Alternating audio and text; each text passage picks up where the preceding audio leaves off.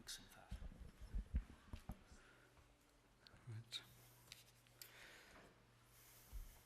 Góðan daginn aftur og velkomin.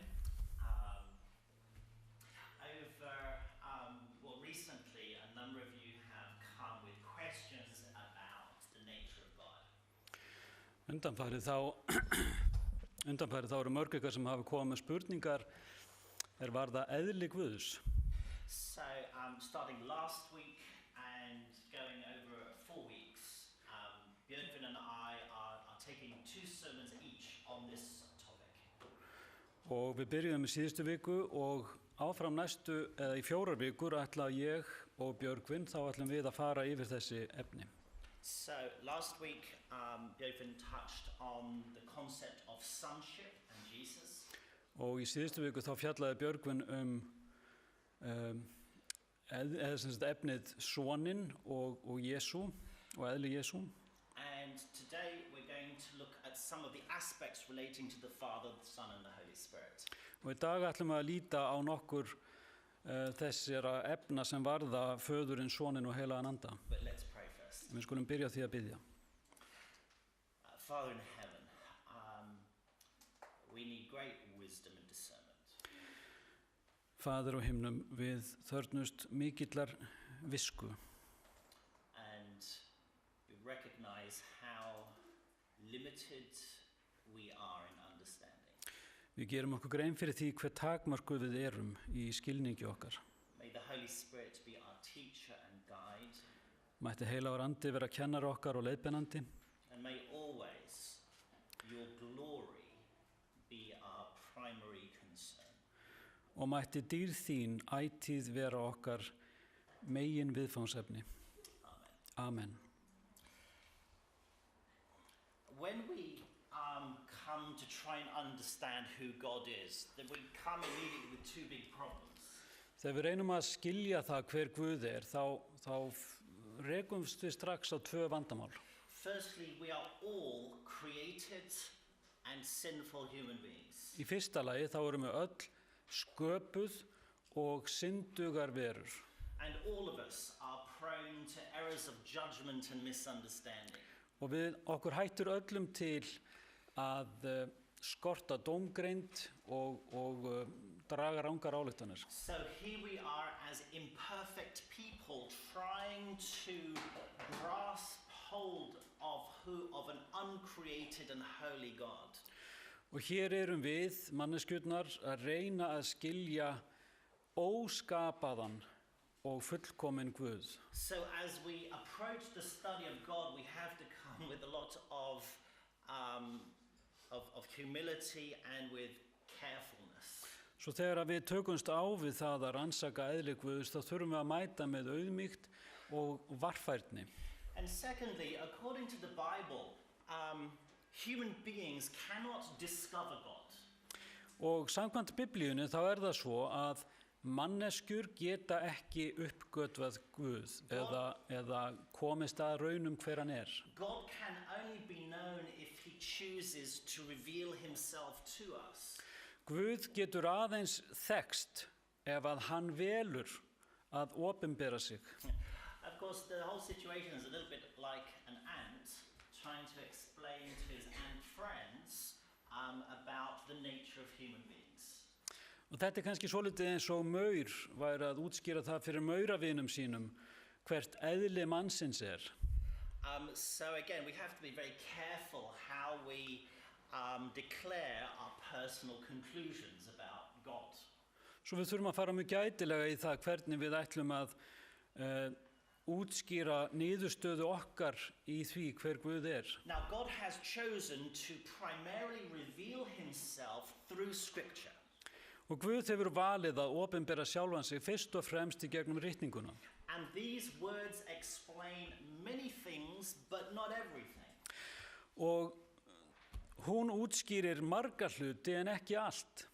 Because many things about God are left unexplained. Því að margt varðar Guð látið óútskýrt. So again, it calls us to recognize the limitations on what we can know. Svo við þurfum að viðurkenna takmarkanir okkar í því hvað við mögulega getum vitað. But we can be sure that God has given us everything we need to know. En við getum verið fullviss það að Guð hefur gefið okkur allt sem við þurfum að vita. So, even though the Bible may appear to be very clear on certain facts, Svo jafnvel þó svo að ritningin virðist vera mjög skýr hvað varðar ákveðna hluti og staðreyndir, my interpretation of those facts may be different to yours. þá kann svo að vera að útlistanir mínar eða túlkanir á þessum staðreyndum séu öðruvís en þínar. It's not as simple as just finding out what the facts are. Það er ekki svo einfalt bara að komast að því hverja staðreyndirnar eru. Because each of us will come to the same text and interpret it through the lens of our own experiences and our own personalities. En við komum öll að þessum texta og þessum staðreyndum með okkar eigin glerugum, okkar eigin reynslu og okkar eigin túlkunum. So we have a challenge Svo hér mætum við áskorun. to find both certainty about what we believe Með því bæði að finna fullvissunu það sem að við trúum á, but at the same time to be careful in our understanding of Scripture. en á sama tíma að vera varkár í skilningi okkar á ritningunni. So to help guard and protect us on this journey, Svo til þess að gæta okkar og vernda á þessari vegferð, God has given us a very special, He's made a very special provision for us. að þá hefur hann séð okkur fyrir sérstökum hlutum, Which is the community of the church, sem að samfélag safnaðarins eða kirkjunar, the body of Christ. líkami Krists. The interpretation of doctrine is not left to one or two people to determine what is true. Túlkanir á kenningum eru ekki eftirlátnar einum eða tveimur einstaklingum til þess að segja til það hvað er satt. Rather, God works through the whole community of the body. Guð starfar hins vegar með öllum líkamanum, öllum líkama Krists, To kirkjunni, come to conclusions about what we believe. til að komast í sameiningu að niðurstöðum það hverju við trúum. Now, we're going to look at, well, very briefly, at three kind of major ideas. Og við ætlum að líta á í fljótheitum á þrjár hugmyndir. Firstly, at the plurality of God. Í fyrsta lagi, fleirtölu Guðs. Secondly, the nature of the Holy Spirit. Í öðru lagi eðli heilags anda. And then the position of Jesus. Og svo stöðu Jesú. Now, first of all, let me begin with a philosophical observation. Byrjum á heimspekilegri athugun. What does the Bible say is at the very core of the nature of God? Það sem Biblían segir kjarni eðlis Guðs. All the way through the Bible, at the very heart of the description, the revelation of God is that God is love. Og í gegnum alla ritninguna kjarni þess hver Guð sá að Guð sé kærleikur. Everything springs from and is shaped by God's love. Allt sprettur út og mótast af þessum kærleika Guðs. However, love always requires another. En það svo að kærleikurinn hann þarfnast alltaf annars. You cannot love alone.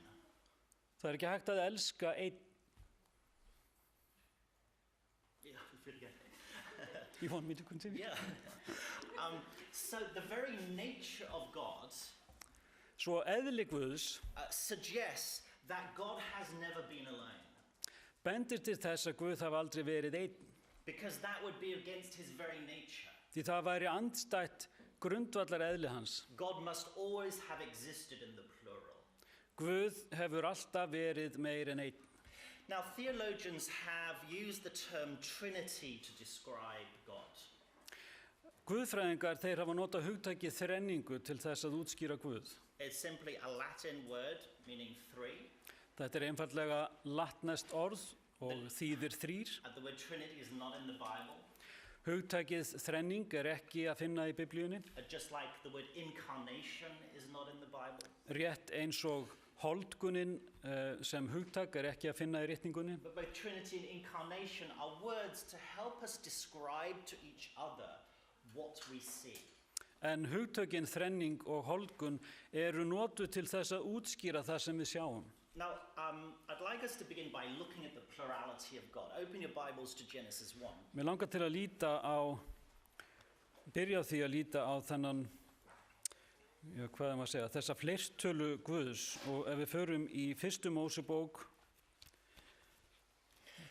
fyrsta kafla, Now, á nú ekki að vera erfitt að finna þetta. if you just scan through Genesis 1, where God is at work creating, Og ef við rennum yfir fyrsta kaflan, þar sem Guð er að skapa, the word in this chapter in the Hebrew is Elohim, which is a plural word.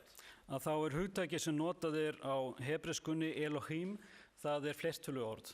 Now, if you look then in chapter 1, verse 26, En ef við flettum svo upp á 27. versinu í fyrsta kafla, then God said, let us make man in our image, in our likeness. Guð sagði, vér viljum gjöra mannin eftir vorri mynd líkan oss. So here at creation, both in the name of God and the way God speaks, God is in the plural. Svo jafnvel hér í upphafi, í nafni Guðs og eins hvernig Guð talar, þá er hann í fleirtölu. And human beings are now about to be created in that image of a plural God. Og hér eru mennirnir skapaðir í þessari mynd, í fleirtölu mynd Guðs. When we get into Genesis chapter 3 and onwards, the story of the Tower of Babel, Og þegar við förum inn í þriðja kaflan og áfram, það kemur að sögun Babelturnin. God says, man has become like one of us. Let us go down.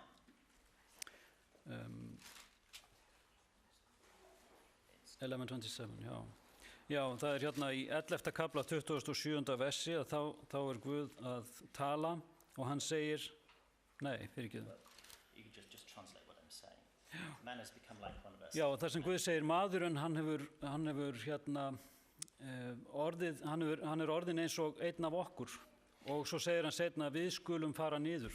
When we get into Isaiah, and Isaiah hears God speaking at the call of Isaiah, Og þegar að Jesaja heyrir Guð ákalla hann, þegar að Jesaja er kallaður til starfa, he hears the question, who will go for us? að þá heyrir hann spurninguna, hver vill fara eða hver mun fara fyrir okkur. So the question is, how many is us? Is it 1, 2, 3, Og spurningin er, hver margir eru við? Er það 1, 2, 3 or more? eða fleiri? Now this is not clear in the Old Testament, Þetta er ekki skýrt í í Gamla testamentinu, but there are clues. en það eru vísbendingar. Theologians have pointed out, if you look at the story of Isaiah's call, Og guðfræðingar hafa bent á þetta ef við lítum á þessa köllun Jesaja, we get certain ideas or words coming in sets of 3. að þá eru ákveðnar hugmyndir sem eru settar fram í þrennu lagi. The angels around the throne of the Lord are crying, holy, holy, holy. Englarnir sem að hrópa frammi fyrir hásæti Guðs, þeir kalla heilagur, heilagur, heilagur. And then back again in Revelation, the 4 creatures around the throne of God are crying, holy, holy, holy. Og í Opinberunarbókinni þar sem að verurnar 4 ákalla Guði frammi fyrir hásætinu, þá segja þeir heilagur, heilagur, heilagur. At the end of many of our services, we read the Aaronic blessing. Og þegar að við lesum upp blessununa í lok samkomu gjarnan, Which is from Numbers chapter 6. Þá er það úr 4. Mósebók 7. kafla. And here we have the name of the Lord repeated 3 times over. Og þar er nafn drottins endurtekið 3 sinnum.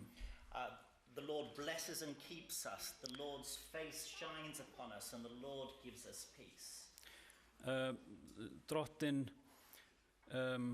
blessi þig og varðveiti, drottin upplifti sínu augliti yfir þig og gefi þér frið.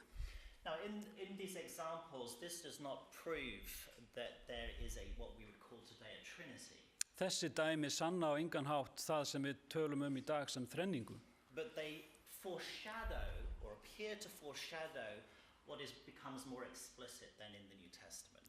En þau benda fram til þess sem síðar verður skýrara í Nýja testamentinu. In at the beginning and the end of Jesus' ministry, Í upphafi og við lok þjónustu Krists we have two very specific references to the Father, the Son, and the Holy Spirit.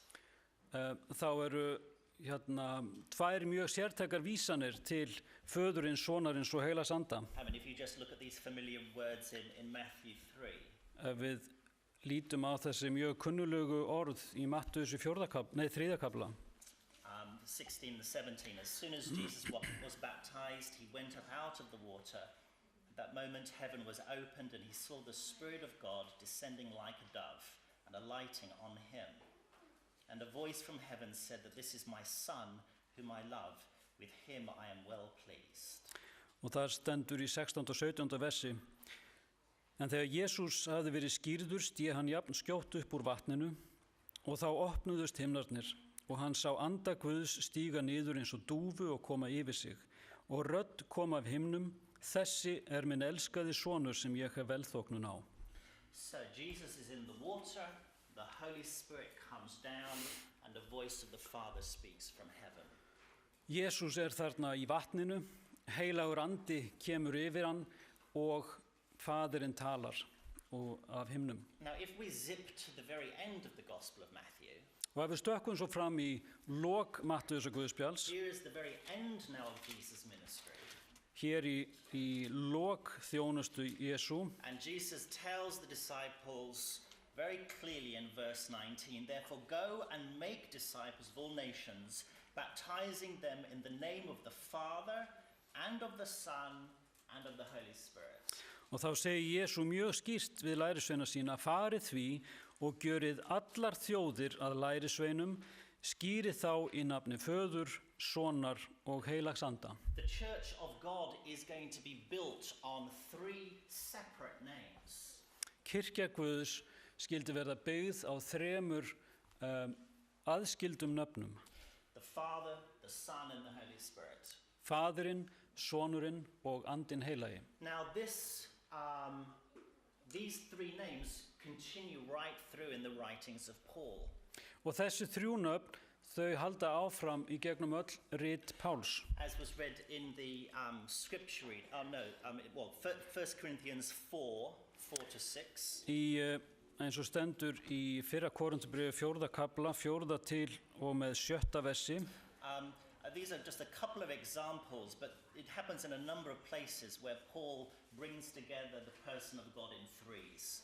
Þetta bara eitt dæmi, en þetta bara dæmi mörg önnur þar sem Páll dregur guðdóminn saman í 3 aðila. 1 Corinthians 4:4-6. There are different kinds of gifts, but the same Spirit distributes them. There are different kinds of service, but the same Lord. There are different kinds of working, but in all of them and in every one, it is the same God at work. This is not 1 Corinthians 4:4-6. 12. Chapter 12 and... Yeah, thank you. Já, mismunur á náðargáfum en andinn hinn sami, og mismunur á embættum en drottinn hinn sami, og mismunur á hæfileikum að framkvæma en Guð hinn sami, sem öllu kemur til leiðar í öllum. Andinn opinberast í sérhverjum til þess sem gagnlegt Okay, so if we now go to Ephesians 4:4-6, and you notice that the verse numbers are identical. Og ef við förum í Efesusbréfið, 4. kapla og 4. til 7. vers. There is one body and one spirit, just as you were called to one hope when you were called, one Lord, one faith, one baptism, one God and Father of all, who is over all and through all and in all. Einn líkaminn og einn andinn, eins og þér líka voruð kallaðir til einnar vonar. Einn drottinn, ein trú, ein skírn, einn Guð og faðir allra sem yfir öllum, með öllum og í öllum. Now, let's now briefly turn to look at the Holy Spirit. Við skulum líta núna á heilagan anda. We'll have touched on this in some of the things that we've just read. Við höfum tæft á þessu í nokkrum þeirra hluta sem við höfum lesið nú þegar. Now, throughout history, for the last couple thousand years, Í gegnum söguna, að minnst okkarstu síðustu 2000 ár, people have maintained that the Holy Spirit is not a person, þá hefur fólk haldið því fram að heilagur andi sé ekki persóna, but is a force or a power. heldur kraftur eða afl. Now, if we look at one example in John 15, Ef við finnum eitt dæmi úr Jóhannesi 15. kapla, this is John 15 verse 26. 15:26, Jesus is describing the Holy Spirit. þá Jesú þar að lýsa heilugum anda. He says, when the advocate comes, whom I will send to you from the Father, the Spirit of truth who goes out from the Father, he will testify about me. Hann segir, þegar hjálparinn kemur, sem ég sendi yður frá föðurnum, sannleiks andinn útgengur frá föðurnum, mun hann vitna mig. Now, notice in this verse, and again you'll see this repeated in many places, Og takið eftir í þessu versi og þið sjáu það endurtekið í mörgum versum. the reference to the Holy Spirit is not a reference to a power or a force. Að þá vísunin í heilagan anda ekki vísun í eitthvað kraft eða afl. He has a special name, Hann með sérstakt nafn and he's referred to as he. og það vísað til hans sem hann. In fact, the New Testament continually is describing the Holy Spirit as a person. Og við sjáum það að Nýja testamentið það ítrekað að lýsa honum sem persónu. This person can be lied to. Það hægt að ljúga að þessari persónu. He speaks. Hann talar, He exercises his will. hann beitir vilja sínum, He sends missionaries. hann sendir trúboða, He can be grieved. hann getur syrt, He gives out spiritual gifts. hann útdeilir náðargjöfum, andlegum gjöfum, He prays, intercedes, hann biður and gives joy. og veitir gleði. If we look at the plain reading of this, of all of these texts, this is always referring to he as a person. Og ef við lesum þessi versu öll þá ætíð vísað í hann sem hann eða persónu. And yet, at the same time, En á sama tíma the nature of the Holy Spirit remains a mystery. þá eðli heilags anda leyndardómur. Ellen White writes this. Ellen White skrifar svo: The nature of the Holy Spirit is a mystery. Eðli heilags anda leyndardómur. Men cannot explain it Menn geta ekki útskýrt hann, because God has not revealed it to them. því að Guð hefur ekki opinberað það til þeim. Men having fanciful views may bring together passages of scripture and put a human construction on them. Menn með litríkar skoðanir geta tekið saman vers úr ritningunni og sett á þar mannlega, túlka þetta með mannlegum hætti. But the acceptance of these views will not strengthen the church. En að taka við þessum viðhorfum mun ekki styrkja kirkjuna. Regarding such mysteries which are too deep for human understanding, silence is golden. Varðandi slíkan leyndardóm sem of djúpur fyrir mannlegan skilning, þá þögnin gulls í gildi. Let me now finally touch on the person of Jesus. Við skulum líta aðeins á persónu Jesú. Because Jesus is referred to as the Son of God, Að því það vísað til Jesú sem sonar Guðs. people throughout history have concluded that Jesus was born like Owen, my son, was born. Að þá hafa mennirnir í gegnum söguna litið svo á að Jesú hafi fæðst rétt eins og Ówen sonur minn hefur fæðst. That Jesus was the biological son of the Father. Að Jesú hafi verið líffræðilegur sonur Guðs. This raises many issues. Og þetta vekur upp margar spurningar. And I know Björn began to look at that last time. Og ég veit að Björgvin, hann leit á þetta, hann byrjaði yfirferðina síðast. If there was a time when Jesus did not exist, Hafi verið sá tími Jesús var ekki til, there must have been a time when the Father was completely alone. að þá hlýtur að hafa verið tími þar sem faðurinn var aleinn. But it also misses the point of the biblical understanding of sonship. En þá missum við líka sjónar á hinum biblíulega skilningi sonar hlutverksins. Jesus is called the Son of God. Jesús kallaður sonur Guðs, But Adam is also called the Son of God. en Adam líka kallaður sonur Guðs. Israel is called the Son of God. Ísrael kallaður sonur Guðs, David is, Solomon is. Davíð það, Salomon einnig. And to confuse things even more, Jesus is called the Son of Man. Og til að flækja hlutin enn fremur, þá Jesús kallaður mannssonurinn. And as we know, as we sing at Christmas, Isaiah calls Jesus the everlasting Father. Og til að flækja þetta enn fremur þá syngjum við á jólunum orð Jesaja sem talar Jesús sem hinn eilífa föður. Now these are huge subjects to consider. Og þetta auðvitað mjög stórt viðfangsefni til að velta fyrir sér. We recently received a book by Ty Gibson who addresses this whole issue of sonship and Jesus. Við fengum nýverið bók eftir Ty Gibson þar sem hann fer sérstaklega yfir þetta sonarhlutverk. And if you're interested in any of the details of that, just come and talk to me.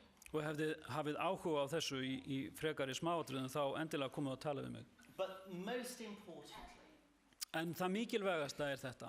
Jesus being literally born rejects the eternal self-existence of Jesus. Ef við göngumst þeirri kenningu á hönd að Jesú hafi verið raunverulega fæddur, þá þurfum við að hafna þeirri kenningu að Jesús hafi verið self-existent. Það sem sagt alltaf verið til í sjálfu sér. It rejects that Jesus existed eternally in the past. Þá þurfum við að hafna þeirri kenningu að Jesú hafi verið eilíflega til í fortíðinni. And therefore requires that Jesus had to receive power and divinity from someone else. Og þar með gefum við okkur að Jesús hafi þurft að taka við afli og guðdómleik frá einhverjum öðrum.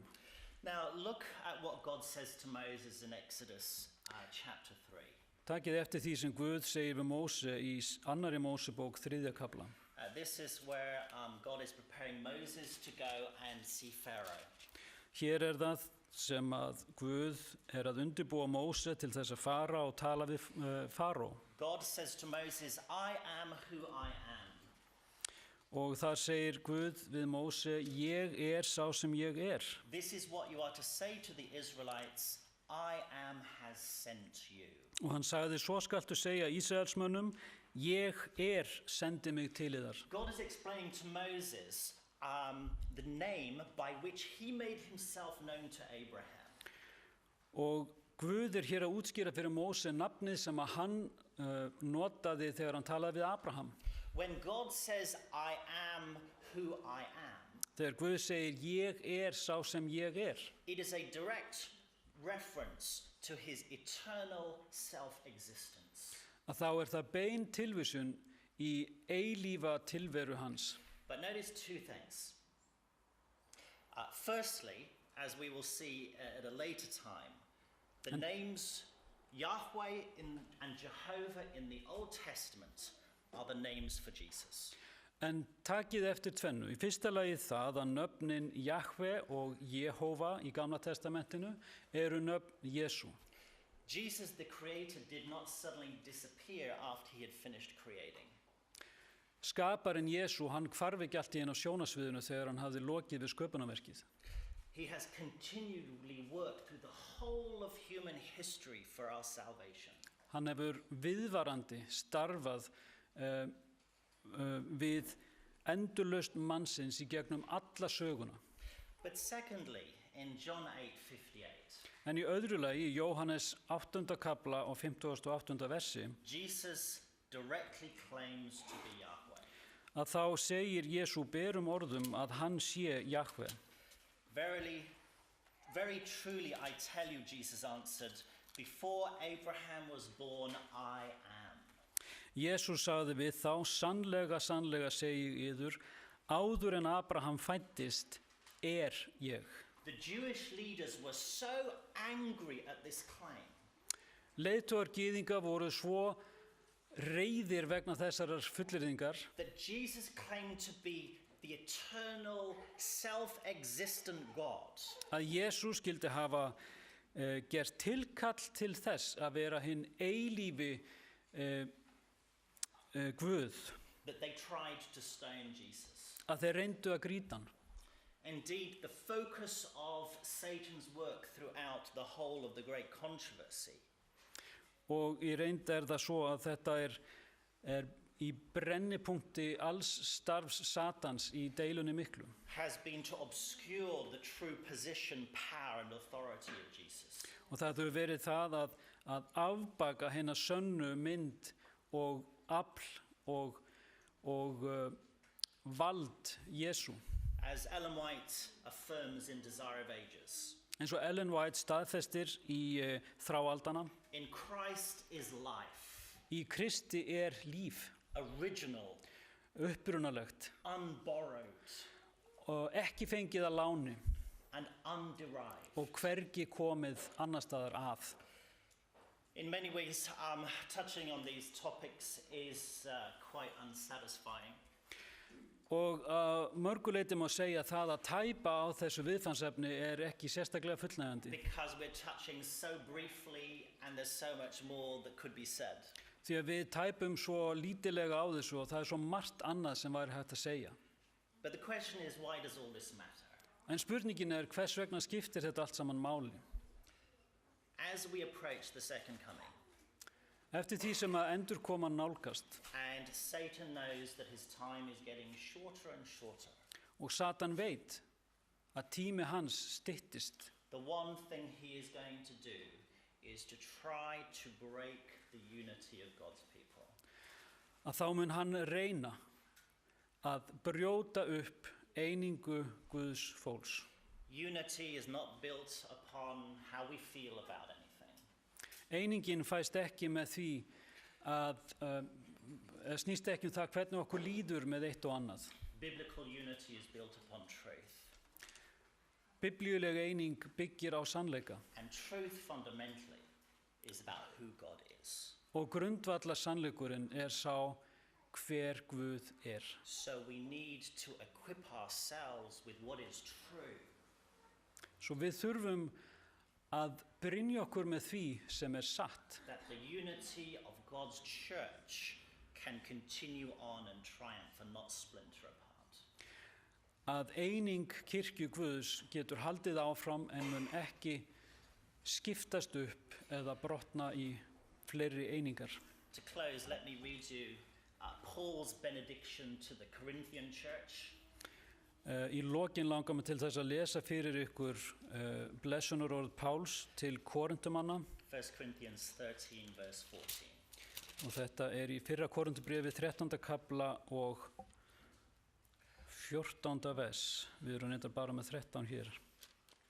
May the grace of the Lord Jesus Christ and the love of God and the fellowship of the Holy Spirit be with you all.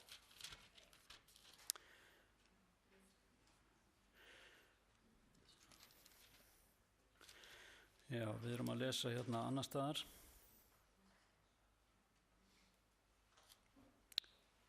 Is it here in the end? Because this is not. Skulum nú hafa þetta rétt. Svo ég sé ekki gera einhverja vitleysu.